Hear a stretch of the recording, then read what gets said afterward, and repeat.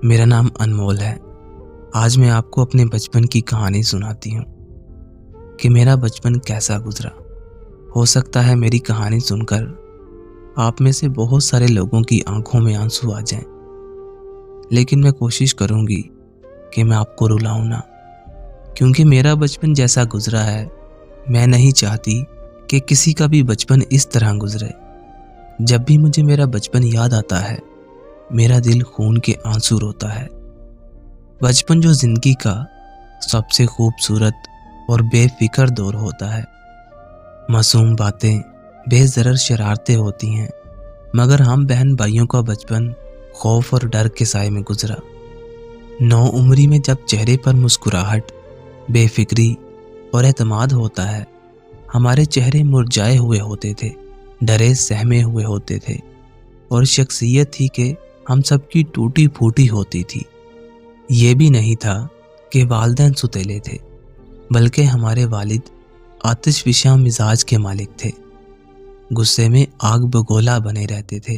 ये बात ख़ानदान में मशहूर थी कि मियाँ अनवर तो आतिशफिशा हैं, उनके पास जाने से पहले सोच लेना, छोटी छोटी बात पर भड़क जाते हैं।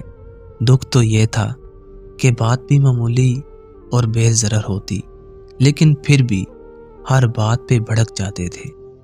नौकरी से वापसी पर वालिदैन अपने बच्चों को प्यार करते हैं, लेकिन हमारे साथ ऐसा नहीं होता था। जब हमारे वालिद नौकरी से वापस आते तो वो हमें मार से नवाजते थे, और ये कभी कभार का नहीं बल्कि रोज़ का मामूल था।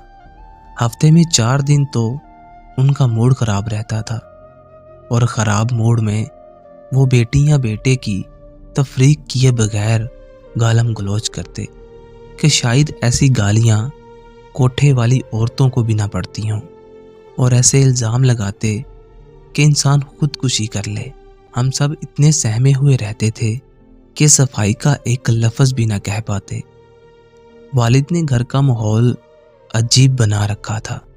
हमको ऊंची आवाज़ में बात करने की आज़ादी ना थी।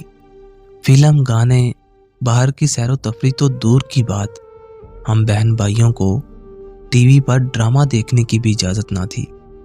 करीबी रिश्तेदारों के घर जाने से पहले इजाज़त लेनी पड़ती थी।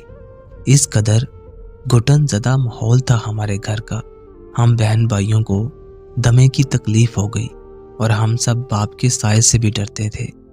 ईदें, शबरातें और 14 अगस्त पर हमारे रिश्तेदारों के घरों में तो खुशियाँ, रौनकें और गहमा गहमी होती थी, जबकि हमारे घर में मौत का सन्नाटा होता था।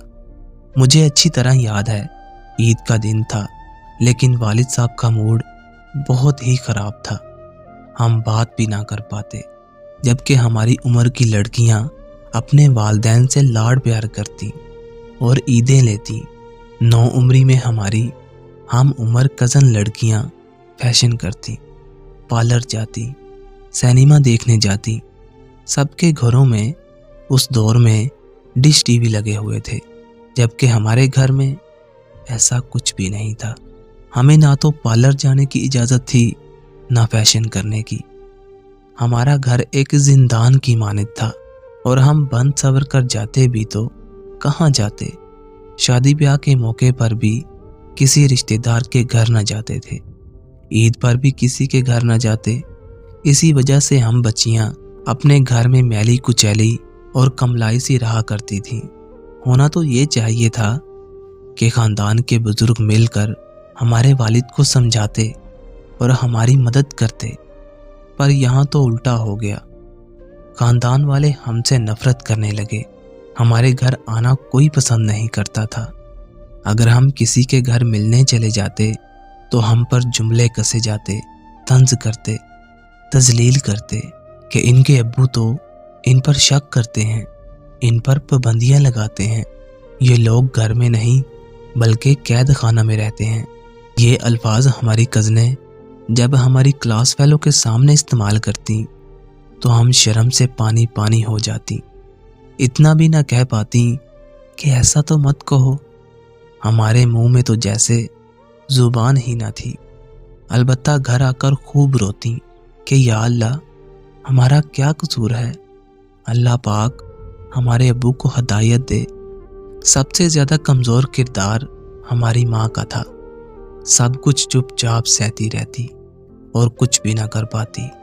सिर्फ एक बुत की मानद थी वो।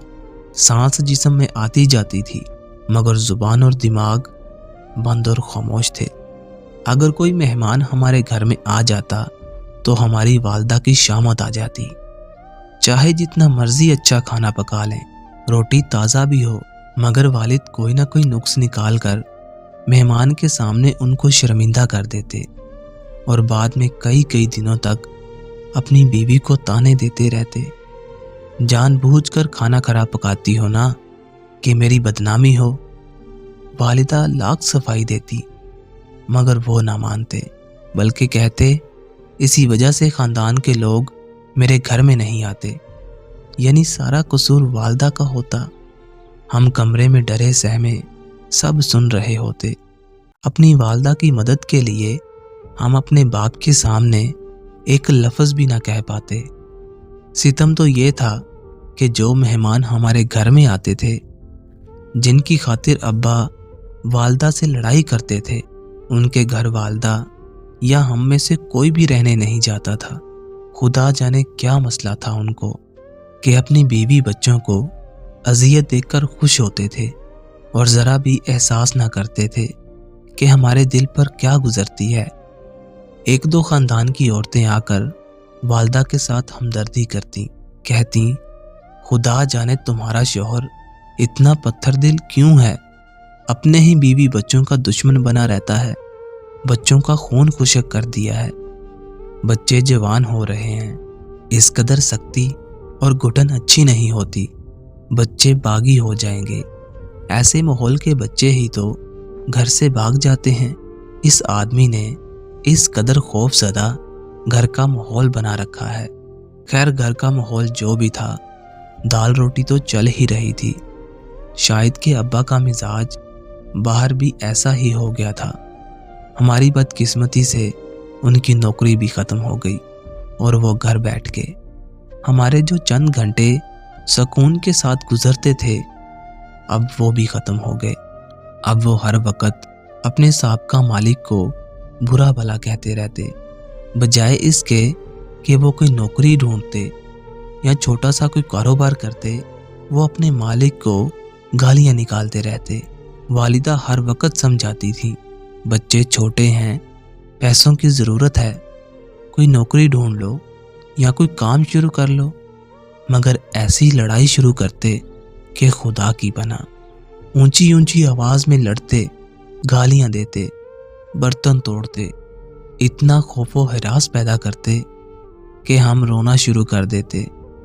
हालात मज़ीद ख़राब होना शुरू हो गए। वालदा को बैठे बैठे बेहोश होने की बीमारी हो गई, लेकिन उन्होंने तब भी कोई तवज्जो ना दी, होश के नाखून ना लिए। यहाँ तक कि घर तबाही के दहाने पर पहुँच गया। नतीजा ये हुआ कि भाइयों को पढ़ाई छोड़कर कोई छोटी मोटी नौकरी तलाश करना पड़ी। चंद हज़ार की खातिर उनका मुस्तकबिल ख़राब हो गया। वो कहते हैं ना कि वक़्त रुकता नहीं, गुज़रता चला जाता है। सो हमारा भी वो वक़्त जैसे तैसे गुज़र ही गया।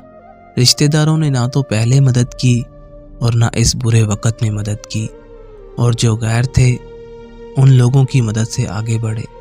वालिदा वफ़ात पा गईं, पर वालिद ना बदले। दुख इस बात का है कि वो अपने ही घर की खुशी और सुकून के कातिल निकले।